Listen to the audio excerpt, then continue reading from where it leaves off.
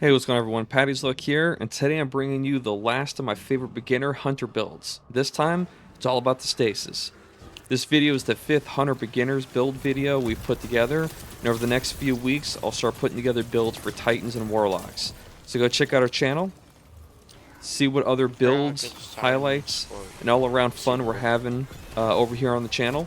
We're still growing, so if you like what you see, don't forget to hit that subscribe button to support the channel's growth. Alright, enough of that stuff, let's get started. This build is all about locking down the field while freezing and slowing enemies while using the Renewal Grasp exotic Gauntlet armor. Slow is an effect that reduces the movement and ability regeneration of enemies. Slows combatants, makes it difficult to fire accurately, and it's good at stunning overload champions. Freezing traps enemy combatants and performs a shattering effect. Both slow and freezing allow for additional damage on the combatant. Renewal Grasp improve your Duskfield Grenades.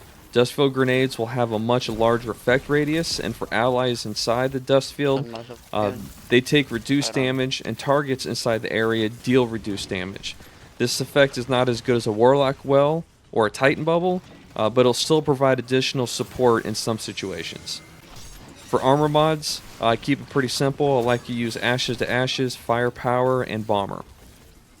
There's a wide mix of weapons you can use to support this build. One that works in a lot of different situations is the Wicked Implement Exotic Scout. The Wicked Implement Scout Rifle causes targets to become slowed when landing multiple precision hits. We'll also be making Stasis shards with this build, which support this weapon's ability to rapidly reload. With Tethering Harvest, destroying crystals or precision file blows creates a Stasis shard.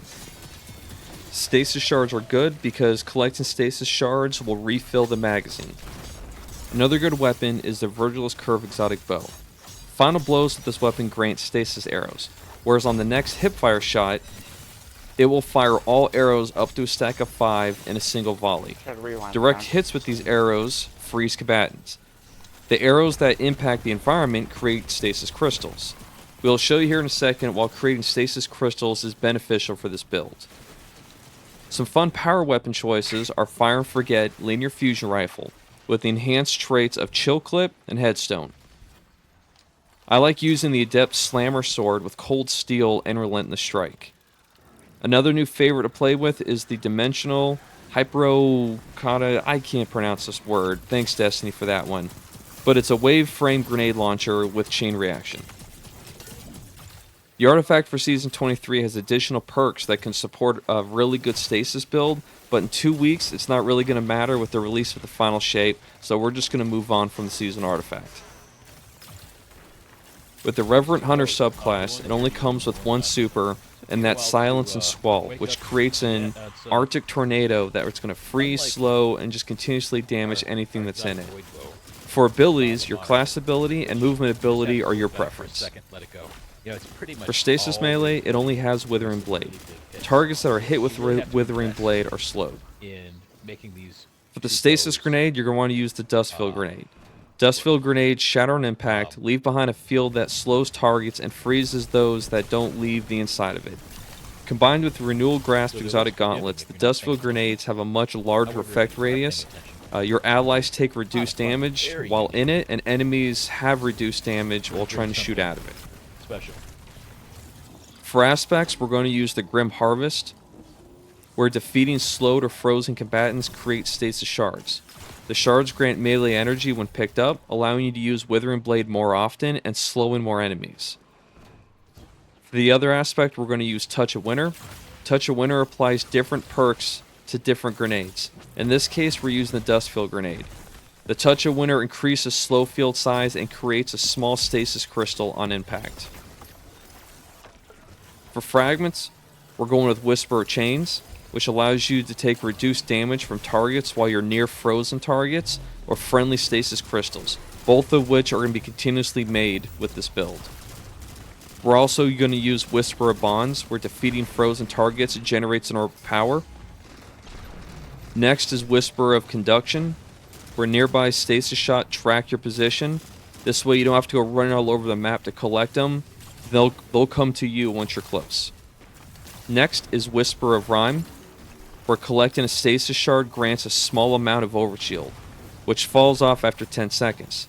Collecting additional shards adds to the overshield and refreshes the timer.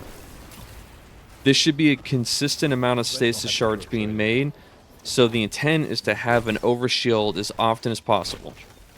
For the last fragment, we're going to go with Whisper of Durance, where slow that you apply to a target lasts longer. For those abilities that linger, their duration is also increased. This build may seem overly complicated as a beginner build, but it's pretty straightforward. Continuously throw your Duskfield Grenades and Withering Blade Stasis melee to provide constant lockdown of the field by continuously freezing and slowing targets. You should create multiple stasis shards that are going to come to you, providing an overshield and super regeneration. This build is not practical in all game modes, but if you have to run a stasis build on any heroic or legendary difficulty levels, this is a good option. That's it for the stasis build. It's not too bad to put together or get into the rhythm of really using. I hope this helps, or at least sets the stage for you building a stasis, setup of your own. If this video was helpful, feel free to hit that like button, subscribe, and follow us for more content. Check out some of our other beginner hunter builds, or drop a comment below and let us know what your favorite build is. Until next time, stay lucky, gamers.